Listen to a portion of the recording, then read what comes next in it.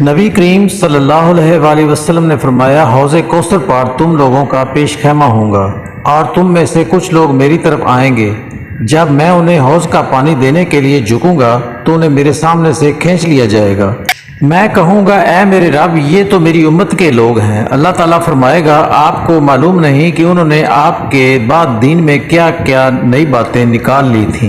حضرت عبداللہ بن عمر رضی اللہ تعالیٰ عنہما سے مروی ہے کہ نبی صلی اللہ علیہ وآلہ وسلم نے ایک بچہ دیکھا جس کے کچھ بال کٹے ہوئے تھے اور کچھ بال چھوڑے ہوئے تھے۔ آپ صلی اللہ علیہ وآلہ وسلم نے انہیں اس بات سے منع فرمایا اور فرمایا، سب موڑ دو یا سب چھوڑ دو۔ حضرت عبداللہ بن عمر رضی اللہ تعالیٰ عنہما سے مروی ہے، کہتے ہیں کہ نبی صلی اللہ علیہ وآلہ وسلم نے عمر رضی اللہ تعالیٰ عنہ پر ایک سفید کپڑا دیکھا تو فرمایا، تمہارا یہ کپڑا نیا ہے یا دھویا ہوا ہے؟ عمر رضی اللہ تعالیٰ عنہ نے کہا، یہ دھویا ہوا ہے، اور ایک روایت میں ہے کہ یہ نیا ہے۔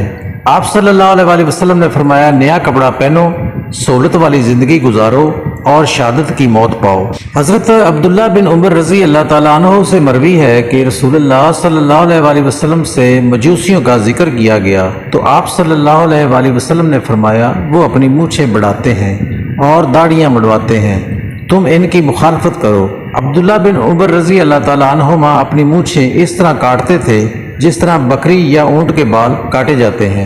حضرت ابو ہریرہ رضی اللہ تعالیٰ عنہ بیان کرتے ہیں کہ رسول اللہ صلی اللہ علیہ وآلہ وسلم نے فرمایا، اللہ تعالیٰ کے 99 ایک کام 100 نام ہیں، جو انہیں یاد کرے وہ جنت میں داخل ہوگا۔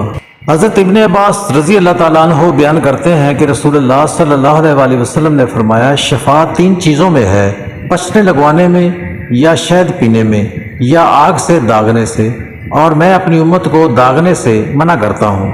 حضرت جابر بن سمرہ رضی اللہ تعالیٰ عنہ بیان کرتے ہیں کہ رسول اللہ صلی اللہ علیہ وآلہ وسلم کے سر مبارک اور داڑھی کے اگلے حصے کے کچھ بال سفید ہو چکے تھے۔ جب آپ تیل لگاتے تھے تو وہ نظر نہیں آتے تھے، اور جب آپ کے سر کے بالوں میں کنگھی نہیں کی ہوتی تھی تو وہ نظر آ جاتے تھے۔ آپ کی داڑھی کے بال کنے تھے۔ کسی آدمی نے کہا، آپ کا چہرہ مبارک چمک کے لحاظ سے تلوار کی طرح تھا۔ حضرت جابر رضی اللہ تعالیٰ عنہ نے فرمایا، نہیں بلکہ سورج اور چاند کی طرح چمکتا تھا، رخ انور گول تھا۔ میں نے آپ کے کندھے کے پاس مہر نبوت دیکھی جو کہ کبوتری کے انڈے کی طرح تھی، اور وہ آپ کے جسم میں عطر کے رنگ کے مشابہ تھی۔ حضرت ابو ہریرہ رضی اللہ تعالیٰ عنہ بیان کرتے ہیں کہ نبی اکرم صلی اللہ علیہ وآلہ وسلم نے فرمایا، جو شخص علم دین کی طلب میں نکلا اللہ تعالیٰ اس کے لیے جنت کا راستہ آسان کر دیتا ہے، اور جو شخص اپنے اعمال کی وجہ سے سست رو ہوگا وہ نسبت کی بنا پر تیز نہیں ہو سکتا۔